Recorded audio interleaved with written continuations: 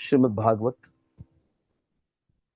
पहला स्कंद अध्याय 3 श्लोक क्रमांक 20 भगवान के 16वें अवतार भगवान परशुराम की कथा का भाग 4 स्कंद 9 अध्याय 15 श्लोक क्रमांक 31 यतो असौ प्रहरत परश्वधो मनो अनिलौजाः परचक्रसूदन ततस्ततश्चिन्न भुजोरुकंधरा निपेतुर्व्याम हतसुतवाहनः। शत्रु की सेना को मारने में दक्ष भगवान परशुराम ने मन तथा वायु की गति से काम करते हुए अपने फरसे से शत्रुओं के टुकड़े टुकड़े कर दिए। वे जहां जहां गए सारे शत्रु मारे गए और उनके पांव, हाथ तथा धड़ अलग अलग हो गए। उनके सारथी मार डाले गए और उनके वाहन, हाथी तथा घोड़े सभी विनष्ट कर दिए गए। प्रारंभ में जब शत्रु सेना युद्ध करने वाले सैनिकों, हाथियों तथा घोड़ों से भरी थी, तो भगवान परशुराम मन के वेग से उनके बीच उनका वध करने हेतु आगे बढ़े।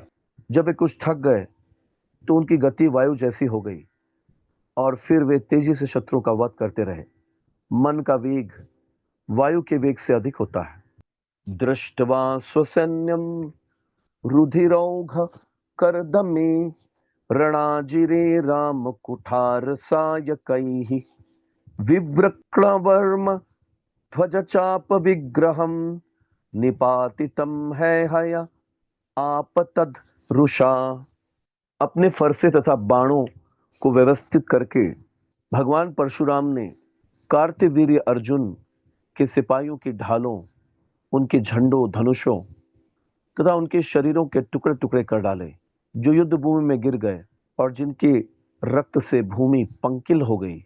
अपनी पराजय होते देखकर अत्यंत क्रुद्ध होकर कार्तवीर्य अर्जुन युद्ध भूमि की ओर लपका।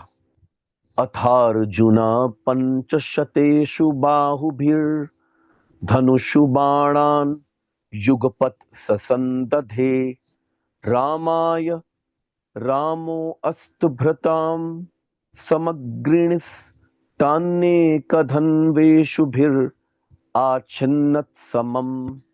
तब कार्तवीर्य अर्जुन ने भगवान परशुराम को मारने हेतु 1000 भुजाओं में एक साथ 500 धनुषों पर बाण चढ़ा लिए, किंतु श्रेष्ठ योद्धा भगवान परशुराम ने एक ही धनुष से इतने बाण छोड़े कि कार्तवीर्य अर्जुन के हाथों के समस्त धनुष तथा बाण तुरंत कटकर टुकड़े टुकड़े हो गए।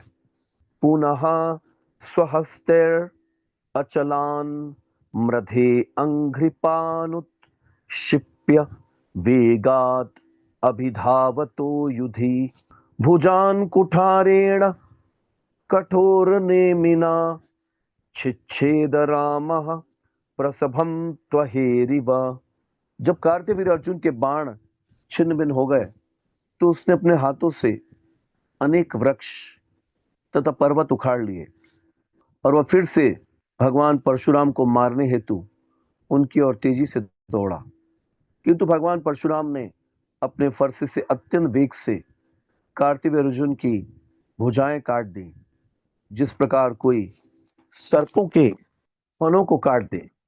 कृतबाहो शिरस्तस्य किरेहे श्रृंगमीवाहरत हते पितरी तत्पुत्रा अयुतम दुद्रुवुर्भयात् अग्निहोत्रिम उपावर्त्य सवत्साम परवीरः समुपेत्याश्रमं पित्रे परिक्लिष्टां समर्पयत्। तत्पश्चात परशुराम ने बाह कटे कार्तवीर्य अर्जुन के सिर को पर्वत श्रृंग के समान काट दिया। जब कार्तवीर्य अर्जुन के 10,000 पुत्रों ने अपने पिता को मारा गया देखा तो वे सब भय के मारे भाग गए। तब शत्रु का वध करके भगवान परशुराम ने कामधेनु को मुक्त किया, जिसने बहुत कष्ट उठाया था। और वे उसे बछड़े सहित अपने घर ले आए तथा अपने पिता जमदग्नि को सौंप दिया। तो यहाँ पर हमने देखा कि कार्तवीर्य अर्जुन जो थे उनके 10,000 पुत्र यहाँ पर बताए गए। अब कई लोगों को क्या है, विश्वास नहीं होगा इस सब चीज के ऊपर। वो बोलेंगे कि आजकल कलयुग में एक पुत्र पुत्री पैदा करना मुश्किल है, ये कैसे हो सकता है कि किसी के 10,000 पुत्र हों। तो ये अलग अलग युगों में ये पॉसिबल था, क्योंकि एक राजा की हजारों लाखों करोड़ों पत्नियां होती थी, तो डेफिनेटली 10,000 पुत्र पैदा करना कोई बड़ी बात नहीं है। जैसे मैंने बताया था कि ये जो गाय है, कामधेनु गाय, प्रभुपाद जी बता रहे हैं कि सुरभि गाय होती है जिसका नाम कामधेनु है। तो भगवान के लोक में सुरभि गाय होती है। तो महाभारत में वर्णन आया कि वशिष्ठ के पास भी एक कामधेनु गाय थी जिसका नाम नंदनी था। तो उनका दुग्ध अगर कोई एक बार पी ले तो वो 10,000 वर्ष तक जीवित रहता था। तो ऐसी शक्तिशाली गाय, उस प्रकार का खान पान होता था उस जमाने में। लोग देसी घी में ही खाया करते थे।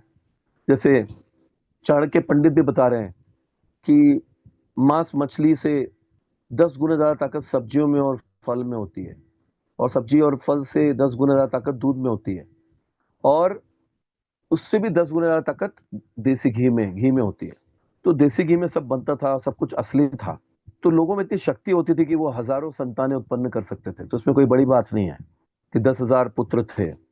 स्वकर्म तत्कृतं रामः पित्रे भ्रातृभ्य एव च वर्णयामास तच्छ्रुत्वा जमदग्निर अभाषत।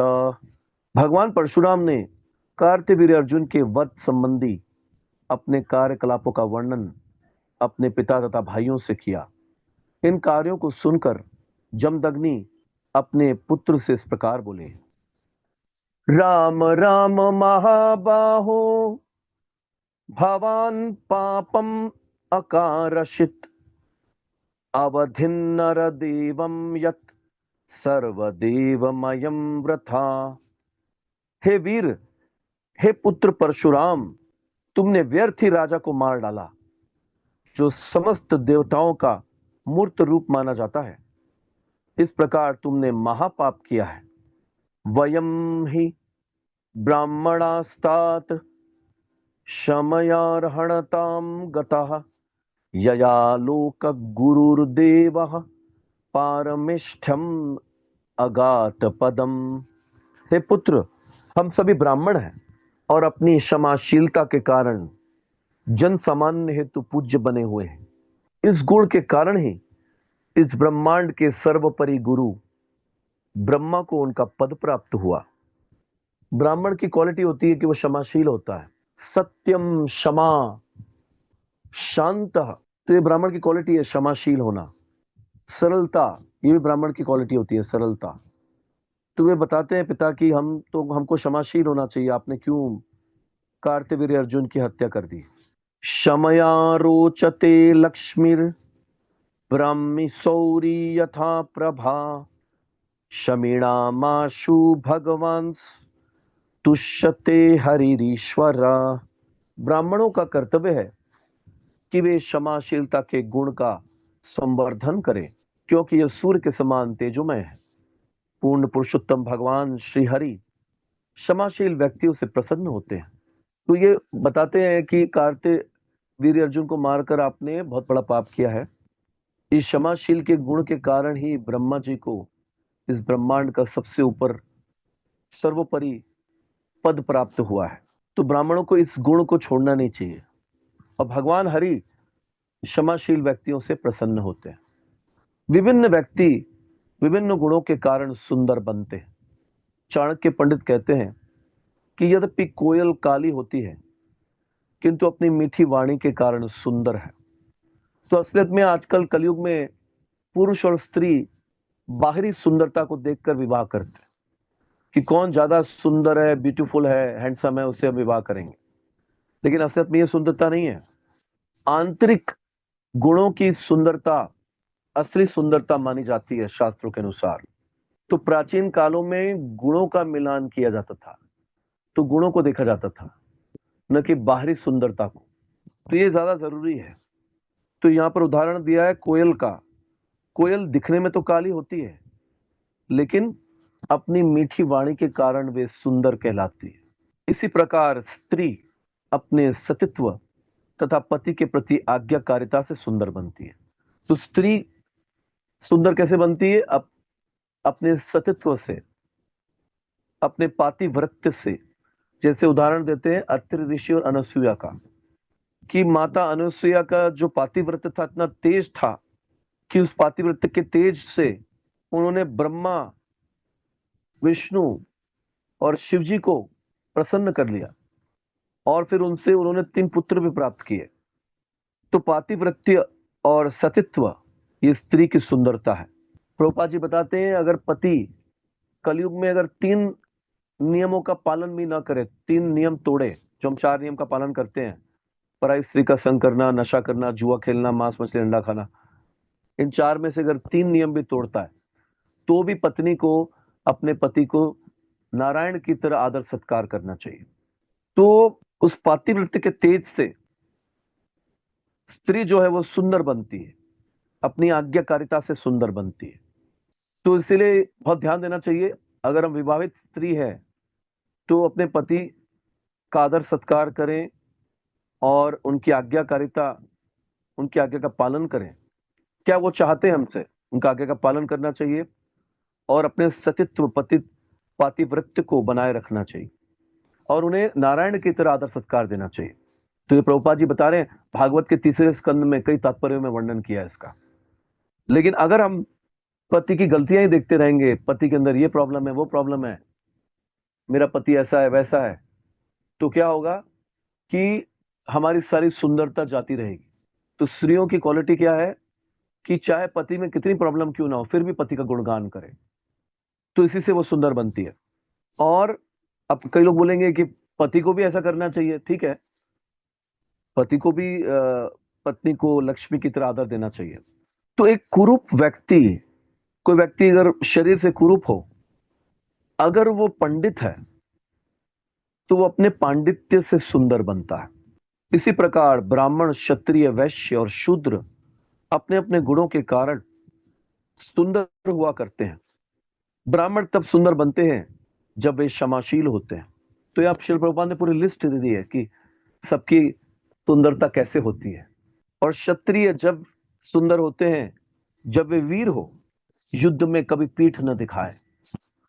और वैश्य जब सुंदर होते हैं जब वे सांस्कृतिक कार्यों को समृद्ध करते हैं और गायों की रक्षा करते हैं, तब वे सुंदर कहलाते हैं। और शूद्र जब सुंदर बनते हैं जब वे अपने स्वामी को प्रसन्न करने वाले कर्तव्यों का विश्वास पूर्वक पालन करते हैं। तो ये चारों वर्णों के बारे में वर्णन किया है श्रील प्रभुपाद और सबकी सुंदरता के बारे में बताया। इसी प्रकार व्यक्ति अपने विशिष्ट गुणों से सुंदर बनता है, न कि बाहरी शारीरिक आकृति से। और जैसा यहां वर्णन हुआ है, ब्राह्मण का विशिष्ट गुण क्षमाशीलता है। तो यही तो कार्तिक वीर अर्जुन के हत्या करने के बाद में जमदग्नि मुनि भगवान परशुराम को बता रहे हैं कि हमारी जो क्वालिटी है ब्राह्मण की, क्षमाशीलता, जो हमको सुंदर बनाती है, उसको हमको त्यागना नहीं चाहिए। राज्ञो मूर्धाभिषिक्तस्य वधो ब्रह्मवधात् गुरुः तीर्थ संसेवया चान्हो जहयंगा अच्युत चेतनः। हे प्रिय पुत्र, एक सम्राट का वध ब्राह्मण की हत्या से भी अधिक पापमय है। और तुमने कोई ऑर्डिनरी व्यक्ति को तो मारा नहीं है। एक सम्राट, एक राजा भगवान कृष्ण का प्रतिनिधि होता है। नराणाम नराधिपा, भगवान बोलते हैं नरों में मैं नराधिप हूं, राजा, राजा मेरा प्रतिनिधि होता है। तो एक राजा में भगवान कृष्ण को हम देख सकते हैं। तो एक सम्राट, एक राजा का वध करना, हत्या करना, ब्राह्मण की हत्या से भी बड़ा पापमय कार्य है। ब्रह्म हत्या से भी बड़ा है ये, एक राजा का हत्या करना। किंतु अब यदि तुम कृष्ण भावना भावित होकर तीर्थ स्थानों की पूजा करो तो इस महापाप का प्रायश्चित हो सकता है। तो जमदग्नि ऋषि उनको बता रहे हैं कि अब इसका तुमको प्रायश्चित करना पड़ेगा, क्योंकि ये ब्रह्म हत्या से भी बड़ा पाप तुमने किया है। भगवान कृष्ण की भक्ति करते हुए, तीर्थ स्थानों की पूजा करते हुए इस महापाप का प्रायश्चित करना होगा। जो पूर्ण पुरुषोत्तम भगवान की शरण में चला जाता है वह समस्त पापों से मुक्त हो जाता है। सर्वधर्मान परित्यज्य मामेकम शरणं व्रज, अहम त्वाम सर्व पापेभ्यो मोक्षयिष्यामि मा शुचा। जिस दिन या जिस क्षण से कोई भगवान श्री कृष्ण को आत्मसमर्पण कर देता है तो वह कितना ही बड़ा पापी क्यों ना हो, मुक्त हो जाता है। फिर भी उदाहरण के रूप में जमदग्नि ने अपने पुत्र भगवान परशुराम को तीर्थ स्थानों की पूजा करने की सलाह दी। वैसे तो वो भगवान के अवतार हैं, वो बिना कारण के किसी को मारते नहीं, लेकिन फिर भी भगवान के अवतार होते हुए भी जमदग्नि ऋषि ने भगवान परशुराम को तीर्थ स्थानों की पूजा करने के लिए कहा। चूंकि सामान्य व्यक्ति तुरंत ही पूर्ण पुरुषोत्तम भगवान की शरण नहीं ले पाता, अतः उसे विभिन्न तीर्थ स्थानों को जाने की सलाह दी जाती है। वह साधु पुरुषों का संग करता है और धीरे धीरे अपने पाप कर्मों के फल से मुक्त हो जाता है। इस प्रकार से श्रीमद् भागवत के नवम स्कंद के अंतर्गत श्री भगवान का युद्धावतार भगवान परशुराम नामक 15वें अध्याय के भक्ति वेदांत तात्पर्य पूर्ण हुआ। तो अध्याय 16 में चलते हैं। भगवान परशुराम द्वारा विश्व के क्षत्रियों का विनाश। श्री शुक उवाच पित्रोपशिक्षितो रामस्तथेति कुरुनंदन संवत्सरं तीर्थयात्रां चरित्वाश्रमम आव्रजत। श्री सुखदेव गोस्वामी ने कहा, हे महाराज परीक्षित, हे कुरुवंशी, जब भगवान परशुराम को उनके पिता ने यह आदेश दिया तो उन्होंने तुरंत ही यह कहते हुए उसे स्वीकार किया, ऐसा ही होगा। और वे पूरे 1 वर्ष तक तीर्थ स्थलों की यात्रा करते रहे। तत्पश्चात वे अपने पिता के आश्रम में लौट आए। कदाचित रेणुकायाता गंगायाम पद्ममालिनम गंधर्वराजम क्रीडंतम अप्सरो अभिरपश्यत। एक बार जब जमदग्नि की पत्नी माता रेणुका गंगा नदी के तट पर पानी भरने गई तो उन्होंने गंधर्वों के राजा को कमल फूल की माला से अलंकृत तथा अप्सराओं के साथ गंगा में विहार करते देखा। विलोकयन्ति क्रीडन्तम उदकार्थम नदीम गता होमवेलाम न सस्मार किंचित चित्ररथस्पृहा। वो गंगा नदी से जल लाने गई थी, किंतु जब उसने गंधर्वराज चित्ररथ को अप्सराओं के साथ विहार करते देखा तो वह उसकी ओर कुछ कुछ उन्मुख सी हुई और यह भूल गई कि अग्निहोत्र यज्ञ का समय बीता जा रहा है। तो माता रेणुका जो है उनसे आकर्षित हो गई। गंधर्वों के राजा चित्ररथ जो अप्सराओं के साथ में विहार कर रहे थे गंगा नदी में, और वे भूल गई कि अग्निहोत्र यज्ञ का समय बीत रहा है। कालात्ययं तम विलोक्य मुनेः शाप विशंकिता आगत्य कलशम तस्थौ पुरोधाय कृतांजलिः। आप सोचो कि प्राचीन काल में आकर्षण के लिए इतने अवसर नहीं होते थे, पर ऐसा कोई अवसर आता था तो गिरने की संभावना बन जाती थी।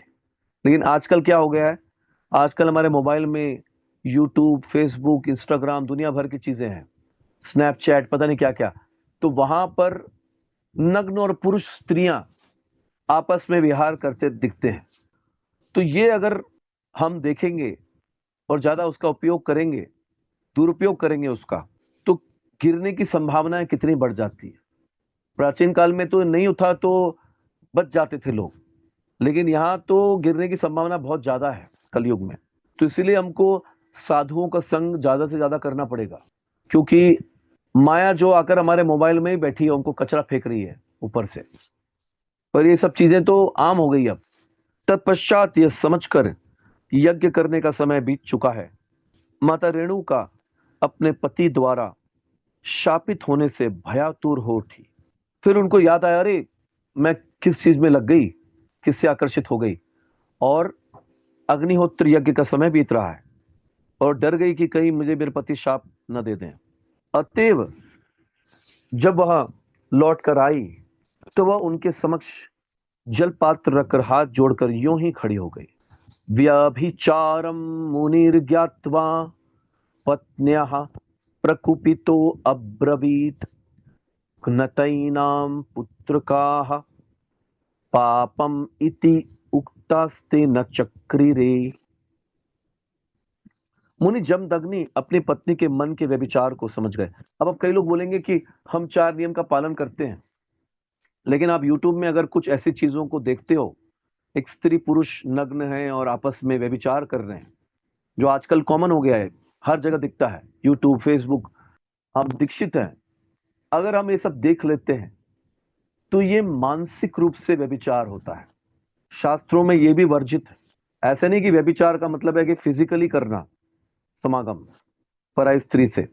कोई पराई स्त्री या पुरुष को ऐसे नग्न व्यभिचार करते हुए देखना, उससे आकर्षित हो जाना, मन से भी अगर आप करते हो तो ये व्यभिचार बताया गया है।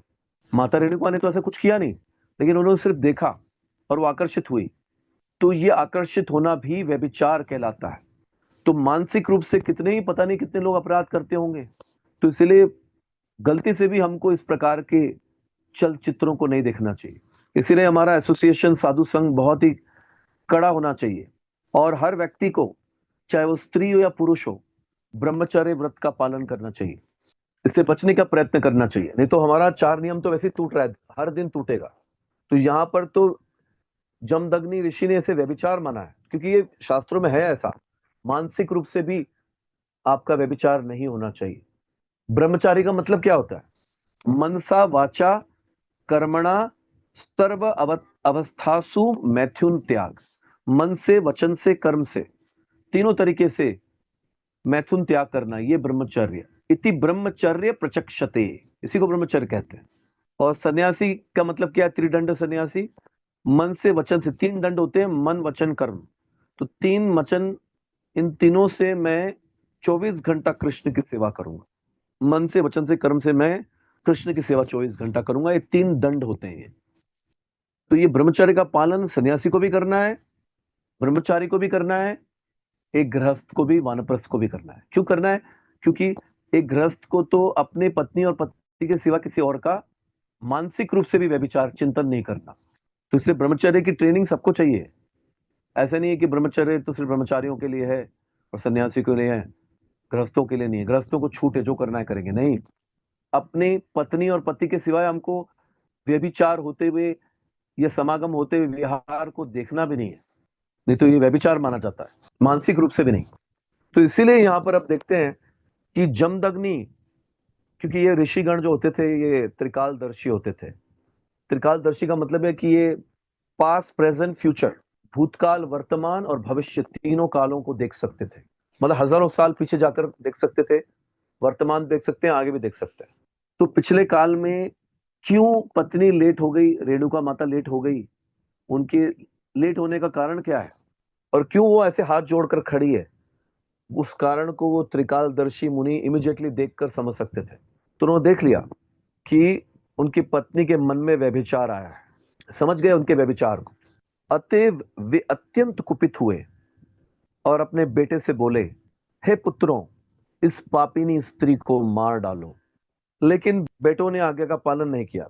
कोई भी बेटे ने आज्ञा का पालन करने के लिए मना कर दिया कि हम अपनी माता का वध नहीं कर सकते। रामः संचोदितः पित्रा भ्रातृन्मात्रा सहावधित, प्रभावज्ञो मुनिः सम्यक समाधिस तपसश्च स।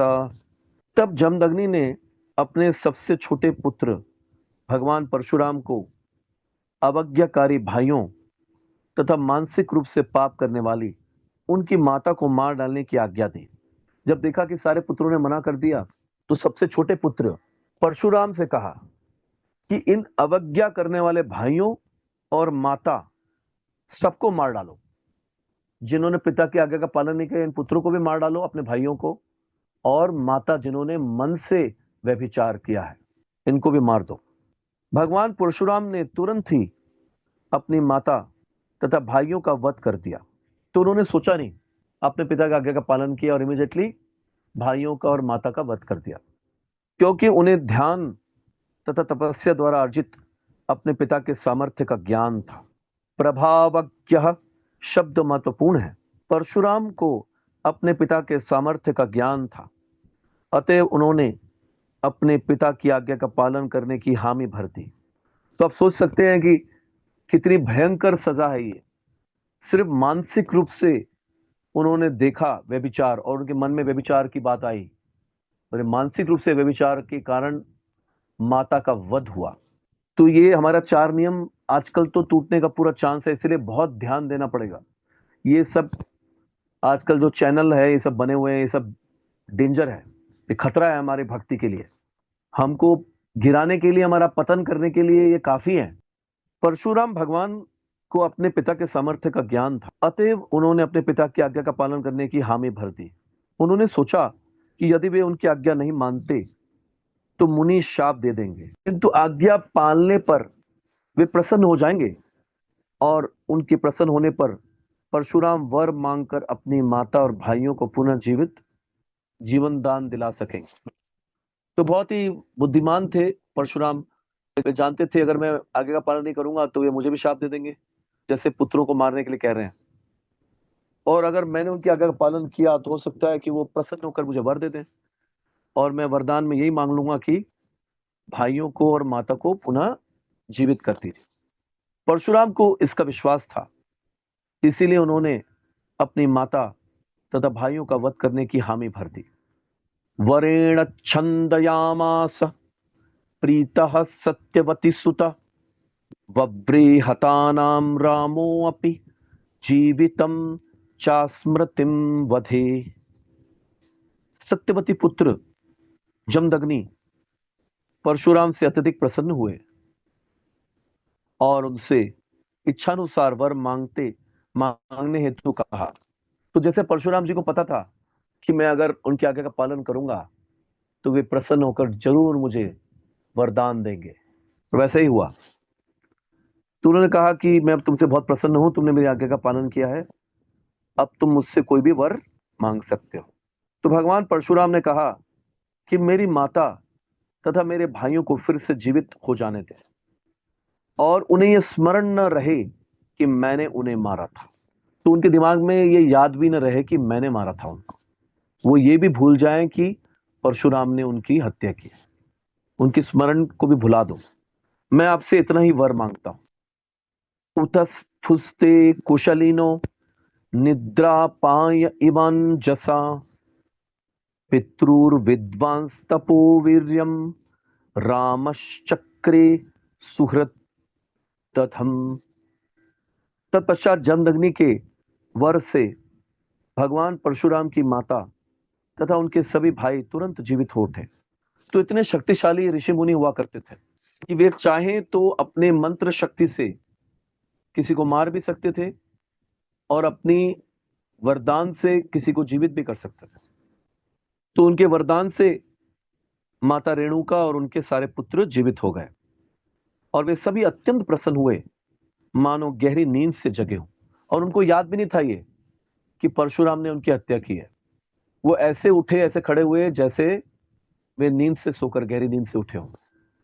भगवान परशुराम ने अपने पिता के आदेश पर अपने परिजनों का वध कर दिया था, क्योंकि वे अपने पिता के बल, तपस्या तथा विद्वता से पूर्णतः परिचित थे। ये अर्जुनस्य सुता राजन स्मरन्तः स्वपितुर्वधम रामवीर्य पराभूता लेभिरे शर्म न क्वचित। हे राजा परीक्षित, भगवान परशुराम की श्रेष्ठ शक्ति द्वारा पराजित कार्तवीर्यार्जुन के पुत्रों को कभी सुख नहीं मिल पाया, क्योंकि उन्हें अपने पिता का वध सदैव याद आता रहा। जमदग्नि सचमुच अपनी तपस्या के कारण अत्यंत शक्ति संपन्न थे, किंतु अपनी पत्नी रेणुका के थोड़े से अपराध के लिए उन्होंने उसके वध किए जाने का आदेश दे डाला। यह निश्चय ही पाप में कृत्य था, अतएव जमदग्नि कार्तवीर्य अर्जुन के पुत्रों के द्वारा मारे गए, जैसा कि यहां पर बतलाया गया है। तो यहां पर यह भी बताया गया है कि माता रेणुका ने मानसिक रूप से व्यभिचार किया चित्ररथ गंधर्वों के राजा के साथ में। तो ये इतनी बड़ी गलती नहीं थी, गलती तो थी, ये 4 नियम टूट रहा है, लेकिन इतनी बड़ी गलती नहीं है कि इसके लिए हत्या कर दी जाए किसी की। तो ये हत्या करवाने का जो पाप करवाया जमदग्नि मुनि ने, तो उसी का दुष्परिणाम क्या हुआ कि कार्तवीर्यार्जुन के पुत्रों के द्वारा जमदग्नि मारे गए। तो अपने पत्नी को इतनी बड़ी सजा देने के कारण जमदग्नि ऋषि को भी पाप लगा। भगवान परशुराम को भी कार्तवीर्यार्जुन के वध का थोड़ा पाप लगा, किंतु यह इतना बड़ा पाप न था।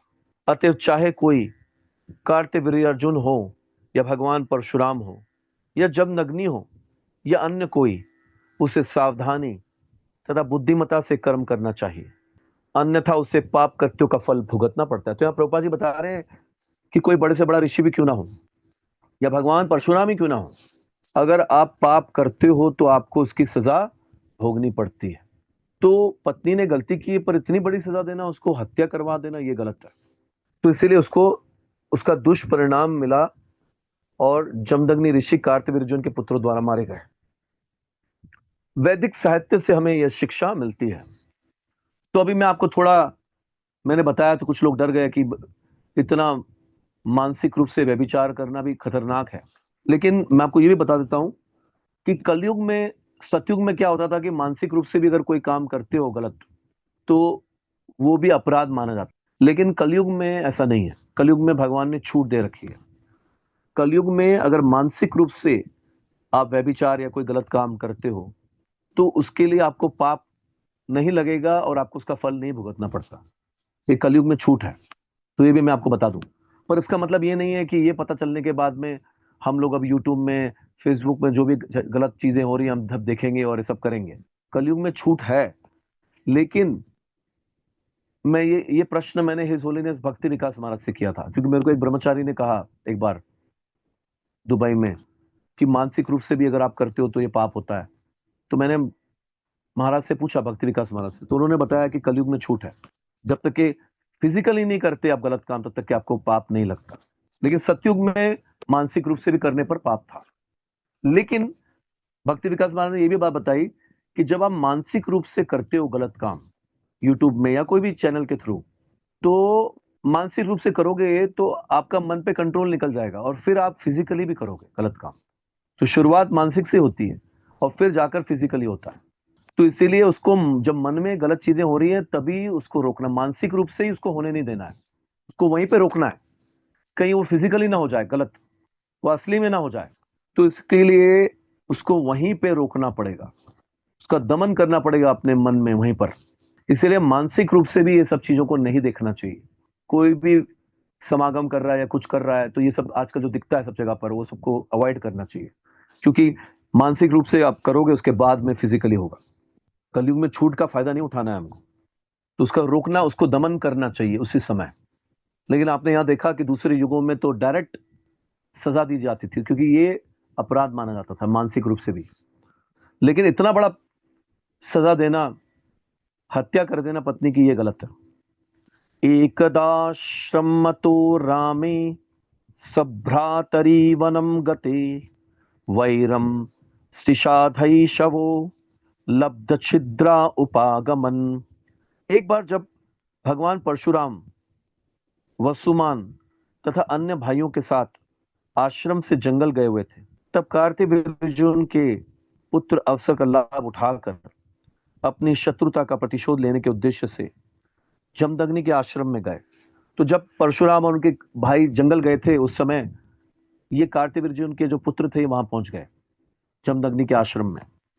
दृष्टवाग्न्यागार आसीनम आवेशित धियम मुनिम भगवती उत्तम श्लोके जगनुस्ते पाप निश्चया। कार्तिवीर्युन के पुत्र पाप कृत्य करने हेतु कृत संकल्प थे। अतः जब उन्होंने जमदग्नि को अग्नि के निकट यज्ञ करते एवं उत्तम श्लोक शिव भगवान का ध्यान करते देखा, तो उन्होंने इस अवसर का लाभ उठाकर उन्हें मार डाला। तो उन्होंने मिलकर आक्रमण किया और जमदग्नि की हत्या कर दी। और उनको बचाने के लिए उस समय कोई नहीं था, न उनके पुत्र थे न परशुराम थे। याच्यमानः कृपणया राम मात्राति दारुणः प्रसह्य शिर उत्कृत्य निन्यु स्ते शत्रु बंधव। तो हम देख सकते हैं कि अगर पत्नी के साथ भी अगर पति कोई गलत काम करता है, अत्याचार करता है, पापाचार करता है, इतना बड़ा उसको सजा दी, तो उसका दुष्परिणाम पति को भोगना पड़ता है। तो इसलिए पति और पत्नी के बीच में संबंध जो है वो प्रेम का रखना चाहिए। बहुत सावधानी से पति और पत्नी को रहना चाहिए। ऐसे नहीं कि आप पति बन गए तो आप जो कर सकते हो पत्नी के साथ में, नहीं। आपको सारा अधिकार मिल गया है, आप चाहो तो उसकी हत्या भी कर दो, नहीं। तो इस प्रकार से नहीं करना चाहिए। तो शास्त्र सम्मत कार्य करना चाहिए। ऐसा नहीं है कि आप उनकी हत्या ही कर रहे हो छोटे छोटे अपराध के लिए। तो इसी का दुष्परिणाम हुआ कि जमदग्नि की हत्या हो गई। परशुराम की माता तथा जमदग्नि की पत्नी माता रेणुका ने अपने पति के जीवन की भीख मांगी। उनके सामने ही उनकी हत्या की गई थी। तो वो अपने पति के जीवन की भीख मांग रहे थे कि उसे छोड़ दो। किंतु कार्तवीर्यार्जुन के पुत्र क्षत्रिय गुणों से विहीन होने के कारण इतने क्रूर निकले कि उसकी याचना के बावजूद उन्होंने उनका सिर काट दिया और उसे अपने साथ ले गए। तो उनको मार भी दिया, उनका सिर काट लिया और उनके सिर को अपने साथ ले गए। रेणुका दुख शोकार्ता निघ्नत्यात्मानमात्मना राम रामेति तातेति विचुक्रोशोचकैः सती। अपने पति की मृत्यु के कारण शोक से विलाप करती सती रेणुका अपने ही हाथों से अपने शरीर को पीट रही थी और जोर जोर से चिल्ला रही थी, हे राम, मेरे पुत्र राम। तो परशुराम को याद कर रही थी और अपने शरीर को पीट रही थी, रो रही थी। तद उपश्रुत्य दूरस्थाः रामित्यार तवत्स्वनम त्वरयाश्रमम आसाद्य तद्रशुः पितरम हतम। यद्यपि परशुराम सहित जमदग्नि के सभी पुत्र घर से बहुत दूरी पर थे, किंतु जो ही उन्होंने रेणुका की हे राम, हे पुत्र की तेज पुकार सुनी, तो वे तुरंत आश्रम लौट आए, जहां उन्होंने अपने पिता को मरा हुआ पाया। दूर होते हुए भी उनकी जो आवाज थी, उनके रोने की जो पुकार थी, हे राम, वो दूर तक पहुंच गई और वे उसे सुनकर वहां आ गए। ते दुख रोषमर्ष अर्तिशोक वेग विमोहितः हातात साधु धर्मिष्ठ त्यक्त्वा स्मान स्वर्गतो भवान। व्यथा, क्रोध, अपमान, संताप तथा शोक से ग्रस्त जमदग्नि के सारे पुत्र बिलक पड़े। हे साधु एवं धर्मात्मा पिता, आप हमें छोड़कर स्वर्गलोक चले गए। विलप्यैवं पितुर्देहं निधाय भ्रातृषु स्वयं प्रगृह्य परशुम राम शत्रांताय मनोदधे। इस प्रकार विलाप करते हुए भगवान परशुराम ने अपने पिता का शव अपने भाइयों को सौंप दिया और स्वयं पृथ्वी भर से समस्त क्षत्रियों का अंत करने का निश्चय करते हुए अपना फरसा उठा लिया। गत्वा माहिष्मतिम रामो ब्रह्मग्न विहत श्रियम तेषां स शीर्षभीराजन मध्य चक्रे महागिरिम। हे राजन, तब भगवान परशुराम उस माहिष्मति नगरी में गए, जो एक ब्राह्मण के पापमय वध के कारण पूर्व में ही विनष्ट हो चुकी थी। उन्होंने उस नगरी के बीचों बीच कार्तवीर्यार्जुन के पुत्रों के शरीरों से छिन्न किए गए सिरों का एक पर्वत बना दिया। अब उनके कितने पुत्र थे आपको तो पता ही है, उनके 10,000 पुत्र थे। अब ये हजारों पुत्र मिलकर जमदग्नि पे आक्रमण करेंगे तो वो कैसे अकेले लड़ पाते। तो इसलिए जमदग्नि अपनी पत्नी के साथ में गलत आचरण करने के कारण भी उनको पाप लगा, उनकी मृत्यु हुई। तो भगवान परशुराम ने उन 10,000 पुत्रों के शरीरों से उनके सिरों को अलग कर दिया और उनके सिरों का पर्वत बना दिया माहिष्मति नगरी के बीचों बीच। नगर के बीचों बीच में उन 10,000 पुत्रों के सिरों को काट कर उनका एक पहाड़ बना दिया, नगर के बीच में ही। तदत्रक्तेन नदीम घोराम ब्रह्मण्य भयावहाम हेतुम कृत्वा पितृवधम क्षत्रे अमंगलकारिणी त्रिः सप्त कृत्वा पृथिवीं कृत्वा निःक्षत्रियां प्रभु समन्त पंचके चक्रे शोणितोदान हृदान नव। इन पुत्रों के रक्त से भगवान परशुराम ने एक विभत्स नदी तैयार कर दी, और इतना रक्त बहा इन 10,000 पुत्रों के शरीर से कि एक नदी बन गई, विभत्स नदी, जिससे वे सब राजा अत्यधिक भयातुर हो गए। तो इन पुत्रों के रक्त की नदी को देखकर जितने भी राजा थे उस समय भारत में, क्षत्रिय राजा, वे सब डर गए, जिनमें ब्राह्मण संस्कृति के प्रति आदर भाव नहीं था। तो वो राजा, ऐसे नहीं कि सारे राजा डर गए, जो राजा ब्राह्मणों का और ब्राह्मण संस्कृति का आदर नहीं करते थे वे सब डर गए कि अब हमारी मृत्यु आ गई है। चूंकि सरकार के अधिकारी अर्थात क्षत्रिय जन पाप कर्म कर रहे थे, अतः भगवान परशुराम ने अपने पिता की हत्या का प्रतिशोध लेने के बहाने समस्त क्षत्रियों का 21 बार पृथ्वी से सफाया कर दिया। तो जो भी क्षत्रिय पाप कर रहे थे और ब्राह्मण संस्कृति का आदर नहीं कर रहे थे, उन सारे क्षत्रियों का 21 बार सफाया किया भगवान परशुराम ने। निसंदेह उन्होंने समंत पंचक नामक स्थान पर उन सबके रक्त से 9 झीलें उत्पन्न कर दी। परशुराम पूर्ण पुरुषोत्तम भगवान है और उनका शाश्वत ध्येय है परित्राणाय साधुनाम विनाशाय च दुष्कृताम, भक्तों की रक्षा करना और दुष्टों का विनाश करना। श्री भगवान के अवतार लेने के कार्यों में से एक है सभी पापी लोगों का वध करना। भगवान परशुराम ने समस्त क्षत्रियों का क्रमशः 21 बार वध किया, क्योंकि वे ब्राह्मण संस्कृति के अवज्ञाकारी थे। यह तो बहाना था कि क्षत्रियों ने उनके पिता का वध कर डाला था। वास्तविक सत्य तो यह था कि राजन्य वर्ग या क्षत्रिय दूषित हो चुके थे और उनकी स्थिति अशुभ थी। शास्त्र में विशेष रूप से श्रीमद् भगवद गीता में ब्राह्मण संस्कृति हेतु आदेश है, चातुर्वर्ण्यम मया सृष्टम गुणकर्म विभागशः। प्रकृति के नियमानुसार, चाहे वह परशुराम का युग हो या वर्तमान युग, यदि सरकार निकम्मी तथा पाप में हो जाती है और वह ब्राह्मण संस्कृति की चिंता नहीं करती, तो परशुराम के समान ईश्वर का अवतार अवश्यंभावी है, जो अग्नि, अकाल, बीमारी या अन्य विपदा से प्रलय उत्पन्न कर देगा। जब भी सरकार ईश्वर की सर्वश्रेष्ठता का अनादर करती है और वर्णाश्रम धर्म की रक्षा नहीं करती, तो उसे उसी प्रकार का विनाश सहन करना पड़ेगा, जैसा कि पूर्व में परशुराम द्वारा उत्पन्न किया जा चुका है। तो ये तो एक बार का वर्णन है, पूरा डिटेल में यहाँ पर वर्णन नहीं है। भागवत में ऐसे एक बार नहीं, उन्होंने 21 बार क्षत्रिय, दुष्ट पापी क्षत्रियों का वध किया। पितुः कायेन संधाय शिर आदाय बर्हिषि सर्वदेवमयं देवम आत्मानं मय जन्मखै। तत्पश्चात परशुराम ने अपने पिता के सिर को मृत शरीर से जोड़ दिया। तो अपने पिता का सिर जो वो ले गए थे वो वापस ले आए और पूरे शरीर एवं सिर को कुश घास के ऊपर रख दिया।